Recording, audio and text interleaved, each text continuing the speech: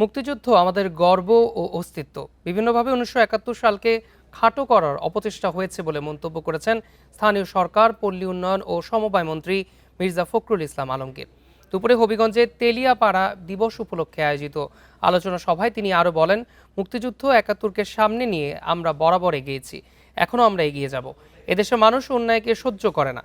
বারবার মানুষ অন্যায়ের বিরুদ্ধে লড়াই করেছে। ছাত্র জনতা আন্দোলনের মাধ্যমে ফ্যাসিস্ট শেখ হাসিনাকে দেশ ছেড়ে চলে যেতে বাধ্য করা আরেকটা গৌরবের ইতিহাস। এ সময় মন্ত্রী চা শ্রমিকদের জীবনমান উন্নয়নে স্থানীয় সংসদ সদস্যদের দ্রুত উদ্যোগ নেয়ার আহ্বান জানান।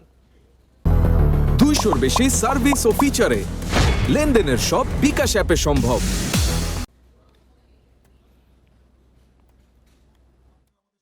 আজকে দুর্ভাগ্যজনকভাবে কিছু সংখ্যক রাজনীতিক দল তারা জনগণকে বিভ্রান্ত করতে চায়। তারা জনগণকে বলতে চায় যে বর্তমান বিএনপি তারা জুলাই যুদ্ধকে স্বীকার করে না। এইরকম তাহা মিথ্যা কথা, মিথ্যা প্রচারণা বন্ধুগণ কোনো মতেই স্বীকার করে নেওয়া যাবে না।